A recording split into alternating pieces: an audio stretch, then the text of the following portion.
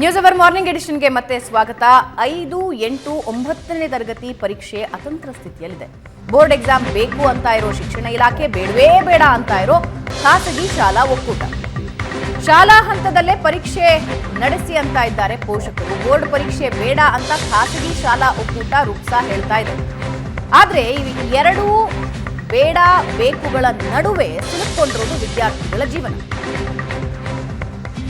ಎರಡು ವಿಷಯಗಳಿಗೆ ಪರೀಕ್ಷೆ ನಡೆಸಿದೆ ಈಗಾಗಲೇ ಶಿಕ್ಷಣ ಇಲಾಖೆ. ಉಳಿದ ವಿಷಯಗಳ ಪರೀಕ್ಷೆ ನಡೆಸಬೇಡಿ ಅಂತ ಕೋರ್ಟ್ ತಡೆ ನೀಡಿದೆ. ಪರೀಕ್ಷೆ ನಡೆಯುತ್ತೋ ಇಲ್ವೋ ಅನ್ನೋ ಗೊಂದಲದಲ್ಲಿ ವಿದ್ಯಾರ್ಥಿಗಳಿದ್ದಾರೆ.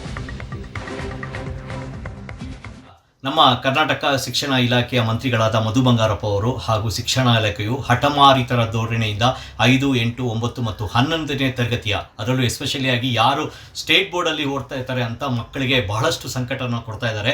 ಬಹಳ ಪ್ರತಿಷ್ಠೆಯಾಗಿ ಅವರಿಗೆ ಬೋರ್ಡ್ ಎಕ್ಸಾಮನ್ನು ನಡೆಸ್ತೀವಿ ಅಂತ ಹಿಂದೆ ಇದ್ದಂತಹ BJP ಸರ್ಕಾರದ ನಾಗೇಶ್ ಶಿಕ್ಷಣ ಮಂತ್ರಿಯವರು ಅವರ ಒಂದು ಆತುರದ ತುರಾತರಿ ನಿರ್ಧಾರದಿಂದ ಈ ಒಂದು ಬೋರ್ಡ್ ಎಕ್ಸಾಮನ್ನು ಅವರು ಲಾಗು ಮಾಡಿದರು. ಈ ಸರ್ಕಾರ, ಕಾಂಗ್ರೆಸ್ ಸರ್ಕಾರ ಅದನ್ನು ಕ್ಯಾನ್ಸಲ್ ಮಾಡುತ್ತೆ ಅಂತ ಬಹಳ ನಾವು ಪೋಷಕರು ಹೋಪ್ಸನ್ನು ಇಟ್ಕೊಂಡಿದ್ವಿ. ಎಲ್ಲೋ ಒಂದು ಕಡೆ ಹಿಜಾಬನ್ನ ಹಿಂಪಡಿದ್ರು ಯಾರು ಕಾಂಗ್ರೆಸ್ ಅವರು, ಆದರೆ ಬೋರ್ಡ್ ತರಗತಿಯನ್ನು ಅವರು ತಗೊಂಡಿಲ್ಲ. ಇಲ್ಲಿ ಮತ್ತೆ ಎಲ್ಲೋ ಒಂದು ಕಡೆ ICSE ಮತ್ತು CBSE ಶಾಲೆಗಳನ್ನ ಪ್ರಮೋಟ್ ಮಾಡೋ ಬಗ್ಗೆ ಬಹಳ ಗಂಭೀರವಾದ ಯೋಚನೆ ಪೋಷಕರಲ್ಲಿ ಬರ್ತಾ ಇದೆ. ಯಾಕಂದ್ರೆ ಅದೇ ಮಗು ICSE ಮತ್ತು CBSE. ಪ್ರಶಾಂತ್, ಬೇಕು ಬೇಡಗಳ ನಡುವೆ ಮಕ್ಕಳು. ನಿನ್ನೆ ಭಾವನಾ ಮಾರ್ನಿಂಗ್ ನ್ಯೂಸ್ ಅವರು ಮುಗಿದ್ಮೇಲೆ ನನಗೊಂದು ಫೋನ್ ಬಂತು. ಅವನು 5ನೇ ಸ್ಟ್ಯಾಂಡರ್ಡ್ ಹುಡುಗ, 8th ಸ್ಟ್ಯಾಂಡರ್ಡ್ ಹುಡುಗ. ಅಂದರೆ ಅವ್ರ ತಂದೆ ಪರಿಚಯದವರು. ಅವರು ಫೋನ್ ಮಾಡಿ ಕೊಟ್ಟರು. ಅವ್ರು ಹೇಳಿದ್ರು, ಅಂಕಲ್ ಬೆಳಿಗ್ಗೆಯಿಂದ ನೋಡ್ತಾ ಇದ್ದೆ, ರಾಜಕಾರಣ ಬಿಟ್ಟು ಒಂದು ಅಕ್ಷರವೂ ನೀವು ನಮ್ಮ ಬಗ್ಗೆ ನನಗೆ ನಿಜಕ್ಕೂ ನಿನ್ನೆ ಅಂದರೆ ಐ ವಾಸ್ ಶಾಕ್ಡ್. ಅಂದರೆ ಹೌದಲ್ವಾ, ನೀವು ಯಾರ್ಯಾರ್ದೋ ಟಿಕೆಟ್ ಬಗ್ಗೆ ಮಾತಾಡ್ತಾ ಇದ್ದೀರಿ, ಇಲ್ಲಿ ಲಕ್ಷಾಂತರ ಮಕ್ಕಳು 2 ವಿಷಯದ ಪರೀಕ್ಷೆ ಬರೋದು, ಉಳಿದ 4 ವಿಷಯಗಳ ಪರೀಕ್ಷೆಯನ್ನು ಯಾವಾಗ ಬರೀಬೇಕು ಅಂತ ಕಾಯ್ತಾ ಕೂತಿದ್ದೀವಿ. ನಾಳೆ 10th ಎಕ್ಸಾಮ್ ಶುರು ಆಗುತ್ತೆ.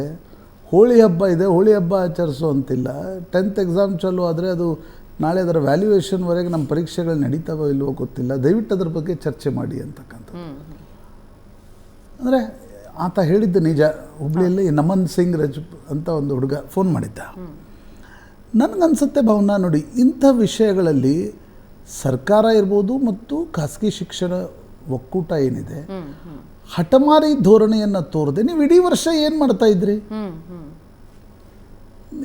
ಯಾವುದ್ಯಾವುದೋ ವಿಷಯಗಳಲ್ಲಿ ಕುಳಿತು ಚರ್ಚೆ ಮಾಡ್ತೀರಿ, ಬಗೆಹರಿಸ್ತೀರಿ. ನಿಮ್ಮ ಗಲಾಟೆಯಲ್ಲಿ ಮಕ್ಕಳನ್ನು ಯಾಕೆ?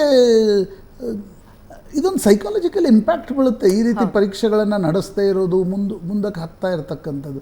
ಅಂದರೆ ಮಕ್ಕಳ ಪರೀಕ್ಷೆಯನ್ನು ಕೂಡ ನೀವು ಕೋರ್ಟಿಗೆ ತೆಗೆದುಕೊಂಡು ಹೋಗಿ. ರಾಜ್ಯ ಸರ್ಕಾರ ಅಲ್ಲಿ KVET ಹಾಕಲಿಲ್ಲ ಸುಪ್ರೀಂ ಕೋರ್ಟ್ನಲ್ಲಿ. ರುಪ್ಸಾ ಹೋಗಿ ಅಲ್ಲಿ ಒಂದು ಆದೇಶವನ್ನು ತೆಗೆದುಕೊಂಡು ಬಂತು, ತಡೆಯಾಜ್ಞೆಯ ಆದೇಶ. ಹೀಗಾಗಿ ಮಕ್ಕಳ ಪರೀಕ್ಷೆ ನಡೆಸ್ತಾ ಇಲ್ಲ. ನನಗನ್ಸುತ್ತೆ ಸರ್ಕಾರ ಇರ್ಬೋದು ಮತ್ತು ಖಾಸಗಿ ಶಾಲೆಗಳ ಒಕ್ಕೂಟ ಇರ್ಬೋದು, ನೀವು ಬೋರ್ಡ್ ಎಕ್ಸಾಮ್ಸನ್ನು ಆಗಿ ನಡೆಸಬೇಕೋ ಬೇಡವೋ ಅಂತಕ್ಕಂಥದ್ದು ತೀರ್ಮಾನವನ್ನು ಕೋರ್ಟ್ ತೆಗೆದುಕೊಳ್ಳುತ್ತೆ ನಿಜ. ಆದರೆ ಆದಷ್ಟು ಶೀಘ್ರದಲ್ಲಿ ಅದಂತ ತೆಗೆದುಕೊಳ್ಬೇಕು. ಮತ್ತು ಹಠಮಾರಿ ಧೋರಣೆಯನ್ನು ತೋರದೆ ಇಬ್ಬರು ಕುಳಿತುಕೊಂಡು ಮಾತನಾಡಿ ಮಕ್ಕಳಿಗೆ ಸುಗಮವಾಗಿ ನಡೆಸೋದು. ನೀವು ಜೂನ್ನಿಂದ ಮುಂದಿನ ಫೆಬ್ರವರಿವರೆಗೆ ಚರ್ಚೆ ಮಾಡ್ತಾಯಿರಿ, ಸಮಸ್ಯೆ ಇಲ್ಲ. ಆದರೆ ನಿಮ್ಮ ಜಗಳವನ್ನು ಮಾರ್ಚ್ನಲ್ಲಿ ಫ್ಲೇರಪ್ ಮಾಡಿ ಮಕ್ಕಳಿಗೆ ದಯವಿಟ್ಟು ಅದು ನ್ಯಾಯಾಲಯದಿಂದ ಒಂದು ತಡೆಯಾಜ್ಞೆ ತಗೊಂಡು ಬಂದು, ಆಮೇಲೆ 5th, 8th, 9th ಮಕ್ಕಳಿಗೆ ಈ ಪ್ರಾಯಶಃ ನಮ್ಮ ದೇಶದಲ್ಲಿ ನಮ್ಮ ವಿಚಿತ್ರ ಪರಿಸ್ಥಿತಿ. ಇವರೇ 18 ವರ್ಷದ ಮೇಲ್ಪಟ್ಟ ಯಾರಾದರೂ ಪೋಸ್ಟ್ ಗ್ರ್ಯಾಜುಯೇಷನ್ ಇದ್ದರೆ ಅವ್ರು ವೋಟರ್ಸ್ ಇರ್ತಾಯಿದ್ರು. ತರಾತುರಿಯಲ್ಲಿ ಸಮಸ್ಯೆ ಬಗೆಹರಿತಾ. ಪಾಪ ಈ ಮಕ್ಕಳು ವೋಟರ್ಸ್ ಅಲ್ಲ ನೋಡಿ. ಅಂದರೆ ನಾನು ಹೇಳ್ತಾ ಇರೋದು, ನೀವು ಸರ್ಕಾರದಲ್ಲಿ ಕುಳಿತಿರತಕ್ಕಂಥವ್ರು ಇರ್ಬೋದು ಅಥವಾ ಖಾಸಗಿ ಶಾಲೆಗಳ ಒಕ್ಕೂಟ ಇರ್ಬೋದು, ಇದನ್ನು ಪ್ರತಿಷ್ಠೆಯ ಪ್ರಶ್ನೆಯಾಗಿ ತೆಗೆದುಕೊಳ್ಳದೆ ಮಕ್ಕಳ ಭವಿಷ್ಯದ ಬಗ್ಗೆ ಈ ಬಾರಿ ಏನು ಸಮಸ್ಯೆ, ನೀವು ಯುದ್ಧ ಕಾಲದಲ್ಲಿ ಅಂದರೆ ಬೆಂಕಿ ಹತ್ತದಾಗ ಬಾವಿ ತೋಡೋದಲ್ಲ. ಆಸ್ ಯು ಸೆಡ್, ಇವಾಗ ಎಲೆಕ್ಷನ್ಸ್ ಇದೆ, 18 years ಎಬೋ ಆಗಿದ್ದಿದ್ರೆ ಬೇಗ ಪ್ರಾಬ್ಲಮ್ ಸಾಲ್ವ್ ಆಗ್ತಾ ಇತ್ತು.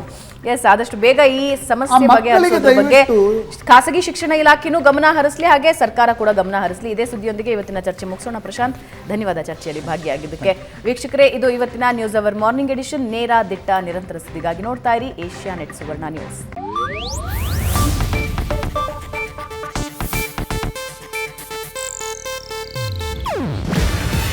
ಇದು ಏಷ್ಯಾನೆಟ್ ನ್ಯೂಸ್ ನೆಟ್ವರ್ಕ್ ಪ್ರಸ್ತುತಿ. ನೀವು ನೋಡ್ತಿದ್ದೀರಾ ಏಷ್ಯಾನೆಟ್ ಸುವರ್ಣ ನ್ಯೂಸ್.